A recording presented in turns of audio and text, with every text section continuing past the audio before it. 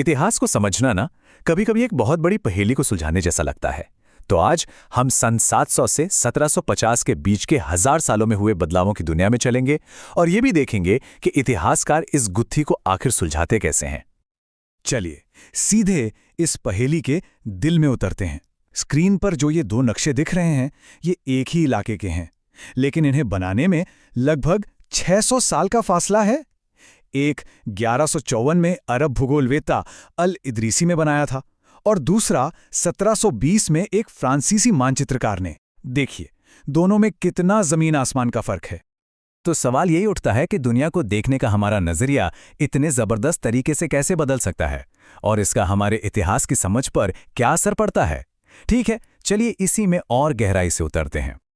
अगर अल इदरीसी के नक्शे को गौर से देखें तो इसमें दक्षिण भारत उस जगह पर है जहां हम आज उत्तर भारत को ढूंढेंगे, और श्रीलंका वो तो द्वीप एकदम ऊपर की तरफ है। जगहों के नाम भी अरबी में दिए गए हैं, मतलब आज के नक्शों से ये बिल्कुल बिल्कुल ही अलग दिखता है। तो असल में बात सिर्फ ये नहीं थी कि दुनिया बदल गई, बल्कि दुनिया को देखने, समझने और उसे कागज पर उतारने का तरीका, यानी पूरा का पूरा विज्ञान ही बदल गया था। और इतिहासकारों को इन सभी चीजों का ध्यान रखना पड़ता है। इतिहासकारों के लिए एक और बहुत बड़ी चुनौती है, और वो है भाषा। पता है, समय के साथ साथ शब्दों के अर्थ भी बदल जाते हैं। जो शब्द हम आज इस्तेमाल कर रहे हैं, हो सकता है सदियों पहले उनका मतलब कुछ और ही रहा हो। इसका सबसे अच्छा उदाहरण है हिंदुस्तान शब्द।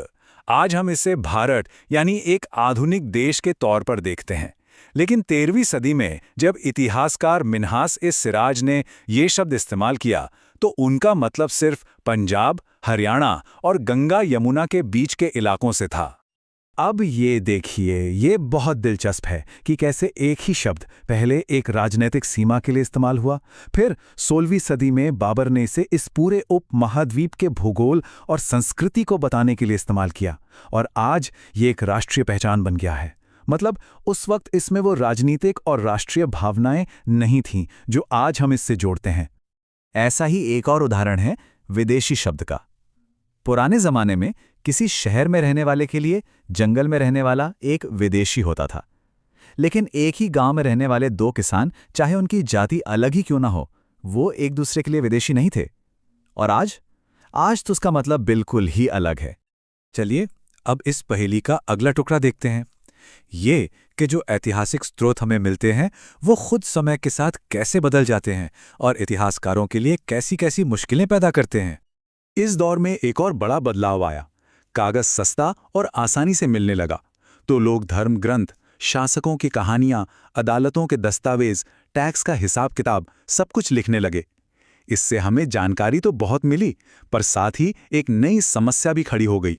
इसको ऐसे समझते हैं, सोचिए कभी किसी दोस्त का होमवर्क कॉपी किया है तो पता होगा कि ये कितना मुश्किल काम है। उस समय कोई प्रिंटिंग प्रेस तो था नहीं, तो लिपिकों को हाथ से ही पांडुलिपियों की नकल बनानी पड़ती थी, और इस प्रोसेस में जाहिर है छोटी मोटी गलतियां तो हो ही जाती थीं। तो होता यह था कि सदी दर सदी नकल की भी नकल बनती रहती थी, और हर बार कोई छोटा सा बदलाव होता रहता था। नतीजा, एक ही किताब की कई अलग अलग प्रतियां बन जाती थी जो एक दूसरे से काफी अलग होती थीं। तो अब इतिहासकारों को यह समझने के लिए कि असल लेखक ने क्या लिखा था, इन सारी प्रतियों को पढ़ना और मिलाना पड़ता है। तो ये तो हुई इतिहास को समझने की चुनौतियां। अब जरा उन असली बदलावों पर आते हैं जो इस 1000 साल के दौरान हुए थे, और यकीन मानिए ये बदलाव बहुत बहुत बड़े थे। इस दौर में नई नई टेक्नोलॉजीज आईं, जैसे सिंचाई के लिए रहट, कपड़ा बनाने के लिए चरखा और लड़ाई के लिए बारूद वाले हथियार। इन सब ने लोगों के जीवन को पूरी तरह से बदल कर रख दिया। और सिर्फ टेक्नोलॉजी ही नहीं, खानपान में भी एक क्रांति आ गई। आलू, मक्का, मिर्च, चाय और कॉफी, ये सब नई नई फसलें और पेय पदार्थ उन लोगों के साथ आए जो अपने साथ नए विचार भी लेकर आए थे। और इन सब चीजों से पता चलता है कि समाज कितना बदल रहा था। इस दौरान नए सामाजिक और राजनीतिक समूह भी उभरे। राजपूत, मराठा, सिख, जाट, ओहोम और कायस्थ जैसे समूहों ने राजनीति में अपना दबदबा बनाया। कुल मिलाकर ये आर्थिक, राजनीतिक, सामाजिक और सांस्कृतिक बदलावों का दौर था। समाज और भी ज्यादा जटिल होता गया। लोग जातियों और उपजातियों में बंटने लगे, और किसके पास कितनी ताकत है, इस हिसाब से समाज में उनका दर्जा भी बदलता रहता था। तो अब इन सभी धागों को एक साथ जोड़ते हैं और इस ऐतिहासिक रहस्य के आखिरी पड़ाव पर पहुंचते हैं। इतने सारे बदलावों को एक साथ समझना तो बहुत मुश्किल है ना? तो इतिहासकार क्या करते हैं कि वो अतीत को बड़े बड़े हिस्सों या युगों में बांट देते हैं ताकि उसे समझना आसान हो जाए। लेकिन ये तरीका भी अपने आप में एक चुनौती है।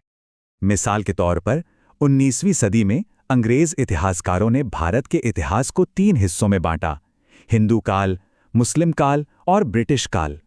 और ये बंटवारा सिर्फ इस बात पे आधारित था कि उस समय शासकों का धर्म क्या था। लेकिन इस तरह से इतिहास को देखने में एक बहुत बड़ी समस्या है। ये नज़रिया समाज में हो रहे बाकी सारे बड़े बदलावों को तो नज़रअंदाज ही कर देता है। वो अर्थव्यवस्था, समाज और संस्कृति में हो रहे बदलाव जिनकी बात हमने अभी की, वो तो इसमें कहीं आते ही नहीं। तो इससे सबसे बड़ा सबक ये मिलता है कि इतिहास कोई पत्थर पर लिखी हुई कहानी नहीं है। ये तो लगातार बदलती दुनिया को समझने और उसकी व्याख्या करने की एक कभी न खत्म होने वाली कोशिश है। ये समझने की कोशिश कि नक्शे, शब्द, रिकॉर्ड और समाज सब कुछ हमेशा बदलता रहा है। अतीत को हमेशा नए सिरे से समझा और समझाया जाता है। ये सोचना वाकई दिलचस्प है कि आज से 1000 साल बाद भविष्य के इतिहासकार हमारे इस समय को, हमारे इस युग को कैसे देखेंगे और उसकी व्याख्या कैसे करेंगे।